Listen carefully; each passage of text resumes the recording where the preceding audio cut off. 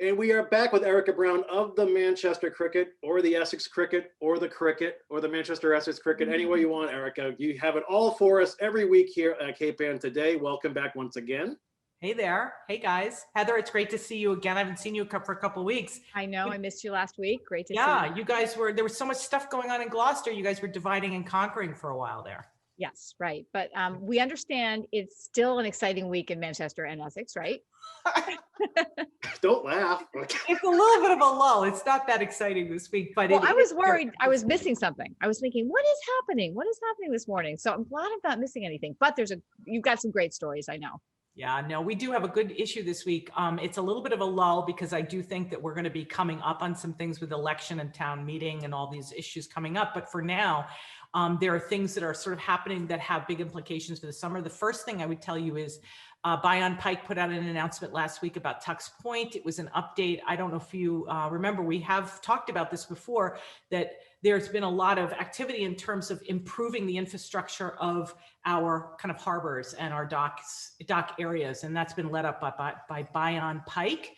He's the harbor master, right, Erika? He's the harbor master, exactly. He's been really getting a lot, I think almost $2 million in grants to essentially build new dock systems downtown. That's going to be extended, but really this update is about Tux Point, which really was ailing. I don't know if you remember, we talked about the fact that Tux Point came into disrepair and they had a pulley system to get out to the dinghy dock. So if you had your boat on a mooring on the Tux Point side of things, you had to actually pull yourself out to the dinghy dock one at a time. And then it was sort of a main homespun solution hack. And then you got to your dock. So that was actually a real inconvenience. But before this year, Bayonne announced that they were going to have a really big, robust redevelopment of Tux Point and add some slips for commercial fishermen in town, which is very important. And then add some mooring areas to surround this fortified dock area. So the update was that it's been delayed. They're still going to get almost $1 million in grants to actually have this happen, but they're delaying it by about 60 or 90 days. But the update is, never fear. They are going to, before the season starts, they're actually going to repair the dock system. And they're going to be able to do that despite the fact, and this is what we originally talked about. Do you remember when I told you the last time that the town of Manchester applied for sort of their approval, or they got accredited for Tux Point? 1896. Yes, right, Yeah, exactly. right. So no one had checked on it since then. Yeah. So suffice it to say that Bayonne had a lot of back things to straighten out, a lot of wrinkles to make Manchester sort of compliant. Right. Right. So they're off and running. It is going to be a little bit of a delay, but that was sort of the big news this week. And it really wasn't that big. We're really just looking forward to things like the election and things like that. So that's happening. So the delay is because Bayonne had to go back to 1892 and go through all the paperwork? Or it's not, although it's a nice, colorful sort of Lovely. side issue. Yeah. It's not really that was really the delay. It really came with the sort of the state required public input period, and they've been getting input. They've been integrating that into the plans, and they're going to be proceeding. So that's all done now. It's all good, but that's what sort of delayed it. Great. So when can boaters anticipate that they can give up on the pulley system? Oh, no, they can give up the pulley system this year. I'm sorry. I want to be very clear about that. They are going to have that docking system solved. And that really was the announcement, was we're delayed, but don't worry, we're going to be fine for your purposes this summer. Right. So Erika, if it's a quiet week in Manchester, what will people possibly read? Well, they're going to have an incredible story by somebody named Corey Kukuru for 1623 Timeline about the hermit of Ravenswood. Give this man his due. Who was not a hermit at all. Let's just get that right out there. He was not a hermit, even though that was his name, right? And that was his name that he wanted to use, but he was, let's just call him the non-recluse hermit.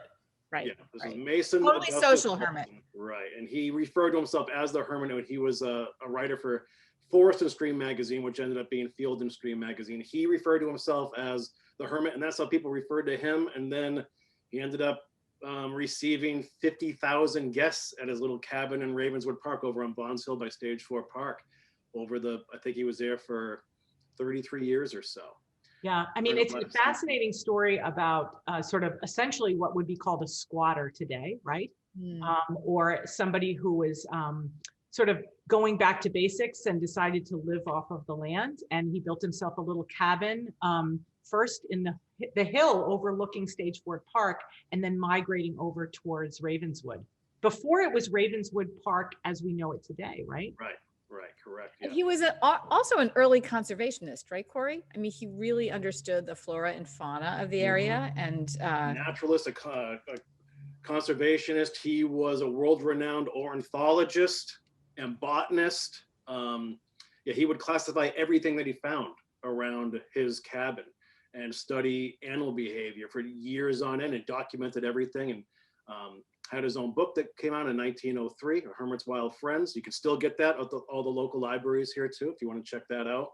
So yeah, fascinating guy, and I loved working on that piece. What I thought was really interesting when I sort of was, editing and sort of reading it and laying it out for the paper, is when I did research on A Hermit's Wild Friends, the book, it was really interesting because there was definitely, he was part of this wave, a trend, if you will, about getting back to nature, about celebrating sort of a hermit lifestyle, which is living off the land, et cetera. And this was sort of in the kind of backdraft or in the jet stream of culture that was created by Henry David Thoreau, who was 20 years before him, and sort of was kind of kicked off the whole transcendentalists along with Emerson. And Emerson, as you know, has really deep roots actually into Essex. He kind of summered there, his family did. But that whole kind of lifestyle and rediscovering, it was sort of the hippies of their time, and getting back to nature and really becoming in love with science and understanding the health of living a simple life close to nature was definitely the thing. So it was no surprise to me after I saw that yes, of course, he was a very popular columnist, and he wrote essentially a best-selling book. Right, and Thoreau had actually visited Ravenswood Park before the Hermits settled there. And what's crazy too about the turn of the last century is you had these naturalists and these hippies, and you had that wave, but you also had the formation of the national parks and John Muir, and then President Theodore Roosevelt. And Roosevelt was a big game hunter, and also he called himself a naturalist. And this was like the major headlines of the day were about whatever Roosevelt was doing, basically, and being out and about in the wilderness. But Roosevelt's thoughts were that animals were here to serve man, and he was a big hunter that way. And then the guys like Mason Walton and Jack London, who sort of had animated wildlife for readers, were on the other side of this coin, and they battled publicly forever. And it was literally for a 5-year stretch, the #1 national headline were these nationalists and the president, real bigwigs, like, Thomas Edison, and there are some big names there, Goodyear, who were on one side, and then you'd have the Hermit and others on the other. It was amazing how it unfolded. Amazing. And didn't you mention that he was called on by the state and by law enforcement if there were any missing children in the woods, because he was such an authority of every inch of those woods? Right. There was one case in particular where a little boy in Beverly goes missing in 1902 or 3 or so.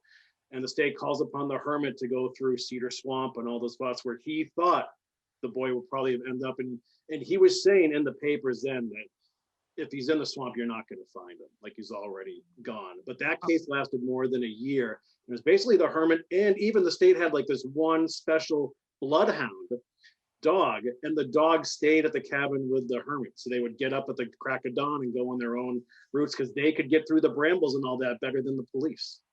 I love it. I love it. Well, thank you, Mason Augustus Walton.